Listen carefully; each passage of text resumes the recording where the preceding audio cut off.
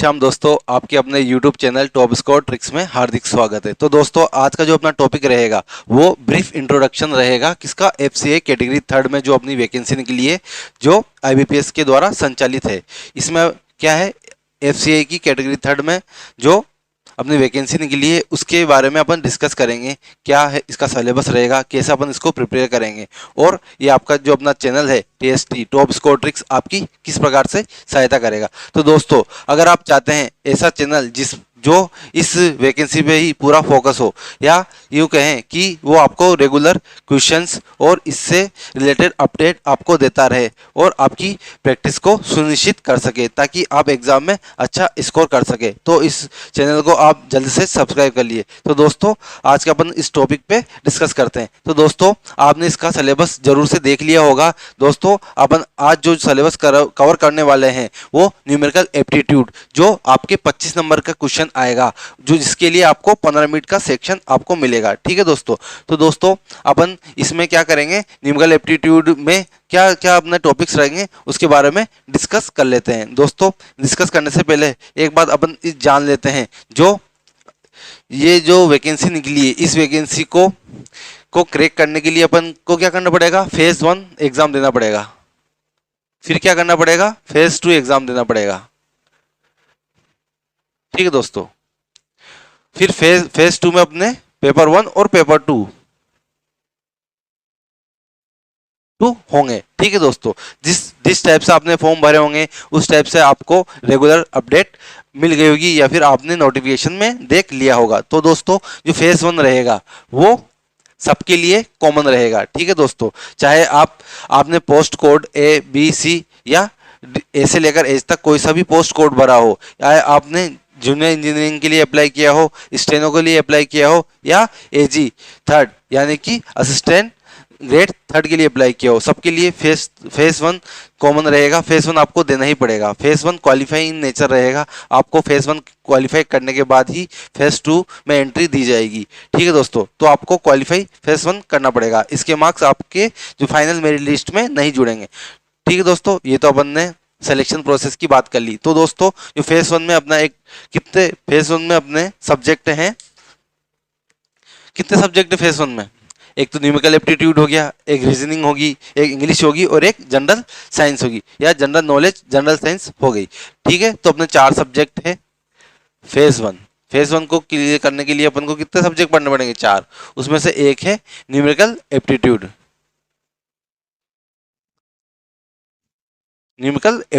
तो दोस्तों, अभी फिलहाल अपन न्यूमेरिकल एप्टीट्यूड का ही कंटेंट इस चैनल पर लाएंगे। अगर आपका सपोर्ट रहा तो अपन दूसरे सब्जेक्ट को भी लाने की कोशिश करेंगे। ठीक है दोस्तों। तो पहले अपन न्यूमेरिकल एप्टीट्यूड सिलेबस को डिस्कस कर लेते हैं। तो दोस्तों, न्यूमेरिकल एप्टीट्यूड में आपके 25 क्वेश्चन दिए जाएंगे, जिसको आप पूरा करना पड़ेगा। ठीक है दोस्तों। तो इसमें अपन कौन कौन से टॉपिक कवर करेंगे, ये अपना टॉपिक है।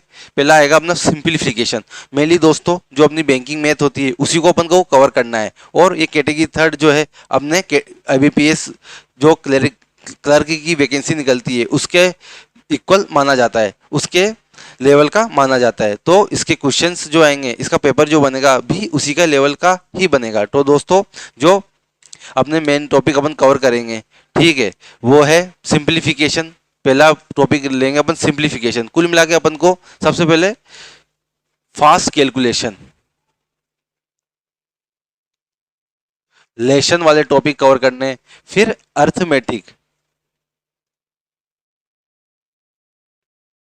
अर्थमेटिक्स वाले टॉपिक कवर करने, फिर DI वाले टॉपिक कवर करने हैं। मोटे मोटे तौर पर अपन पूरे सिलेबस को 3 कैटेगरी में डिवाइड कर सकते हैं। पहले अपन क्या करेंगे, फास्ट कैलकुलेशन वाले टॉपिक्स जो होते हैं, जो स्पीड मैथ वाले टॉपिक होते हैं, उनको कवर करेंगे। स्पीड मैथ में अपने नंबर सिस्टम, ये सारे simplification, number series, number system, HCF, LCM, ये सारे टॉपिक्स इसके अंदर आते हैं। ठीक है दोस्तों। फिर अर्थमेटिक के अंदर अपने एवरेज, परसेंटेज, रेशियो, टाइम, ये quadratic equation, time distance, TDS, problem, ages, ये सारे टॉपिक्स आते हैं। फिर DI में अपने डाटा इंटरप्रिटेशन वाले टॉपिक आते हैं। ठीक है दोस्तों। फिर अपने प्रोबेबिलिटी, जो अपने बैंकिंग रिलेटेड सब्जेक्ट है, ब्रेकिंग रिलेटेड टॉपिक्स है, ये प्रोबेबिलिटी, परमुटेशन, कॉम्बिनेशन आते हैं। फिर डाटा सफिशिएंसी। डाटा सफिशिएंसी क्या है दोस्तों? जो अर्थमेटिक के टॉपिक्स है अपने, जो ये अपने एवरेज से लेकर average ratio, percentage, time distance, speed, time distance, ये वाले जो टॉपिक है उसको अपन पढ़ लेंगे तो अपन डाटा सफिशिएंसी आसानी से निकाल सकते हैं। डाटा सफिशिएंसी क्या होगी दोस्तों? कोई भी अपन को क्वेश्चन दे देगा, फिर आपसे पूछेगा कि ये क्वेश्चन को करने के लिए, क्वेश्चन को सोल्व करने के लिए कि दिए गए डाटा सफिशिएंट है या नहीं, ये किस सेक्शन में आता है? डाटा सफिशिएंसी में आते हैं। तो दोस्तों one by one upon syllabus के टॉपिक डिस्कस कर लेते हैं। सबसे पहले अपन डिस्कस करते हैं सिंप्लीफिकेशन। सिंप्लीफिकेशन क्या है? स्पीड मैथ का ही एक पार्ट है। किसका पार्ट है दोस्तों? स्पीड मैथ का पार्ट है। स्पीड मैथ का पार्ट है। इसके सब सेक्शन बोले या सब टॉपिक क्या होते हैं? एडिशन, सब्ट्रैक्शन, मल्टीप्लिकेशन और डिवीजन। एडिशन, सब्ट्रैक्शन, मल्टीप्लिकेशन और डिवीजन। आपको दोस्तों क्वेश्चन दिए जाएंगे एडिशंस के, फास्ट एडिशन करने के, स्पीडली एडिशन करने के, स्पीडली सब्ट्रैक्शन करने के, स्पीडली मल्टीप्लाई करने के, स्पीडली डिवाइड, जोड़ भागी गुणा भाग को आप कितनी स्पीड से कर सके वो आपकी जांच की जाएगी। सिंप्लीफिकेशन के अंदर सब टॉपिक है एडिशन, सब्ट्रैक्शन, मल्टीप्लिकेशन और डिवीजन के अंदर आपकी ये स्किल्स चेक की जाएगी। तो दोस्तों न्यूमेरिकल एप्टीट्यूड का मतलब क्या होता है? न्यूमेरिकल एप्टीट्यूड का मतलब ही आपकी जो फास्ट कैलकुलेशन करने की जो स्किल्स चेक की जाती है वही न्यूमेरिकल एप्टीट्यूड को अपन एक प्रकार से कह सकते हैं। ठीक है दोस्तों। और फिर इसके बाद अपन नंबर सीरीज लेंगे। नंबर सीरीज क्या होगी? एक बार मैं आप न्यूमेरिकल एप्टीट्यूड के बारे में पूरा एक्सप्लेन कर देता हूँ। एक न्यूमेरिकल एप्टीट्यूड होता है, एक होता है क्वांटिटेटिव एप्टीट्यूड, क्वांट जिसको बोलते हैं, क्वांट, और एक अपनी होती है सिंपल सी मैथ। इनमें क्या डिफरेंस होता है? न्यूमेरिकल एप्टीट्यूड में आपको क्या एप्टीट्यूड का हिंदी में मीनिंग होता है? दक्षता। तो न्यूमेरिकल मतलब क्या होता है? न्यूमेरिकल में आपकी गणना की दक्षता देखी जाती है। तो मतलब यहाँ रिक्वायरमेंट क्या है? न्यूमेरिकल एप्टीट्यूड अगर आपके सिलेबस में सब्जेक्ट है, टॉपिक है, तो उसकी रिक्वायरमेंट है स्पीड मैथ। आप कितनी स्पीड से कोई भी कैलकुलेशन कर सकते हैं। और बैंकिंग में अक्सर यही होता है, क्योंकि आप देख सकते हो आपको 15 मिनट में 25 क्वेश्चन करने होते हैं। 15 मिनट में 25 क्वेश्चन करने होते हैं, यानी 1 मिनट के अंदर, और कहें 30 से 40 सेकंड के अंदर आपको क्वेश्चन बनाने होते हैं। मतलब आपको स्पीडली काम करना होता है। ठीक दोस्तों, इसलिए इसको न्यूमेरिकल एप्टीट्यूड कहते हैं। और दूसरी अपनी कंपटीशन एग्जाम में जो मैथ पूछी जाती है, मेनली दो ही मैथ पूछी जाती है, एक तो न्यूमेरिकल एप्टीट्यूड से, एक दूसरी क्वांटिटेटिव एप्टीट्यूड, जिसको क्वांट भी शॉर्ट में अपन कह सकते हैं। क्वांटिटेटिव एप्टीट्यूड में क्या होगा? आपको स्पीड तो चाहिए ही है, स्पीड के साथ साथ आपकी लॉजिकल थॉट भी देखी जाती है। लॉजिकल थॉट का ज्ञान भी परखा जाता है। ये मेनली आपको एसएससी जैसे एग्जाम्स में मिलेगी। ठीक है दोस्तों। तो इसीलिए अपन क्या करते हैं, इनको कैटेगराइज भी कर देते हैं, एसएससी वाली मैथ और बैंकिंग वाली मैथ। बैंकिंग वाली मैथ में आपको स्पीड का ध्यान रखना है, और एसएससी वाली मैथ में लॉजिक का ज़्यादा ध्यान रखना है। स्पीड का तो रखना ही है, लॉजिक का भी ज़्यादा ध्यान रखना है। ठीक है दोस्तों। तो दोस्तों ये तो मैंने आपको बेसिक डिफरेंट बता दिया है कंपटीशन एग्जाम में किस प्रकार से आपसे मैथ पूछी जाती है। ठीक है दोस्तों। तो चलते हैं अपने मेन टॉपिक पे, मेन मुद्दे पे चलते हैं। तो इसके टॉपिक्स लिए अपन ने सिंप्लीफिकेशन। सिंप्लीफिकेशन के सब टॉपिक क्या है? फास्ट, जोड़ बाकी, गुणा भाग, फिर स्क्वायर एंड रूट्स। तो आपको स्क्वायर जो होते हैं आपको लगभग ये माने चलो 20 से लेकर 30, 1 से लेकर 20 तक और ज़्यादा से ज़्यादा 30 तक आपको स्क्वायर याद करने हैं। और कैसे याद करने हैं? मैं आपको रेगुलर वीडियोस डालता रहूँगा सभी टॉपिक पे। मैं आपका अगर सपोर्ट रहा तो मैं रेगुलर वीडियो डालता रहूँगा। ठीक है दोस्तों। उसमें मैं आपको और एक्सप्लेन करूँगा। ठीक है दोस्तों। Square roots, cube and cube roots, fraction, approximation और वी बोर्ड मास। ठीक है। स्क्वायर रूट्स पे बेस्ड प्रॉब्लम दी जाएगी आपको, क्यूब और क्यूब रूट्स पे बेस्ड प्रॉब्लम दी जाएगी, वी बोर्ड मास पे बेस्ड प्रॉब्लम दी जाएगी, अप्रोक्सीमेशन पे, फ्रैक्शन पे बेस्ड आपको प्रॉब्लम दिए जाएंगे। किसमें? सिंप्लीफिकेशन में, जिसमें आपको कम समय में ट्रिक्स के माध्यम से, दोस्तों ट्रिक्स के माध्यम से आपको ये सारी कैलकुलेशन करनी पड़ेगी, ताकि आपको आपकी स्पीड अप हो सके और आप दूसरे बच्चों से आगे निकल सको। ठीक है दोस्तों। और ये ट्रिक्स के लिए ही अपने channel TST top score tricks का जन्म हुआ है। ठीक है दोस्तों, इसमें आपको रेगुलर ट्रिक्स, फॉर्मूलाज, सारे प्रैक्टिस सेट सारे मिल जाएंगे। तो दोस्तों आप जल्दी से इस चैनल को सब्सक्राइब जरूर करें। ठीक है दोस्तों, और बेल आइकन को प्रेस भी करना ना भूलें ताकि आपको रेगुलर अपडेट्स तुरंत मिल सके। ठीक है दोस्तों, फिर दूसरा टॉपिक आता है नंबर सीरीज। नंबर सीरीज में क्या है, आपको सीरीज दे रखी, एक निश्चित पैटर्न में नंबर्स की सीरीज दे रखे होंगे, उसमें आपको नेक्स्ट नंबर निकालना होता है। ठीक है दोस्तों, ये चीज आपकी रीजनिंग में भी पूछे जाते हैं। रीजनिंग में नंबर सीरीज प्लस क्या होती है, number series plus alphabetic series भी होती है। ठीक है दोस्तों, फिर आता है नंबर सिस्टम। नंबर सिस्टम क्या है, ये SSC एग्जाम्स में भी पूछे जाते हैं बहुत। ठीक है, ये मैं आपको डिटेल में और वीडियोस अपलोड कर दूंगा नंबर सिस्टम के बारे में। ठीक है, इसमें क्या होगा, अपन को नंबर सिस्टम में क्या है कि अपन को जैसे यूनिट डिजिट निकालना है, किसी क्वेश्चन का यूनिट डिजिट आपको डायरेक्ट पूछ लिया जाएगा। प्राइम नंबर पे बेस्ड क्वेश्चन आते हैं इसमें। ठीक है दोस्तों, और फास्ट कैलकुलेशन कैसे करते हैं वो नंबर सिस्टम में अपन को पता चलता है। ठीक है दोस्तों,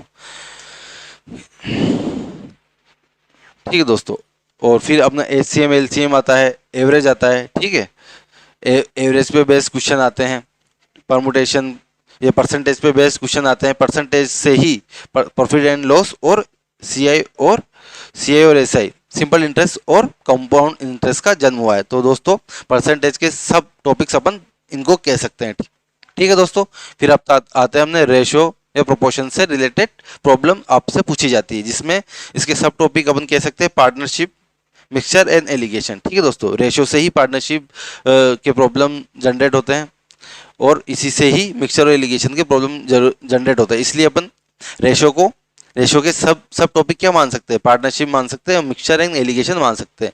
फिर अपना आता है टाइम और वर्क वाले प्रॉब्लम्स। टाइम और वर्क वाले प्रॉब्लम के से ही पाइप और सिस्टम वाले प्रॉब्लम जन्म होते हैं। अगर आपने टाइम एंड वर्क सीख लिया तो पाइप एंड सिस्टम ऑटोमेटिकली आपको आ जाएगा। ठीक है दोस्तों, फिर अपन नेक्स्ट लेते हैं। नेक्स्ट क्या टॉपिक पूछे जाएंगे अपन से, बोट एंड स्ट्रीम।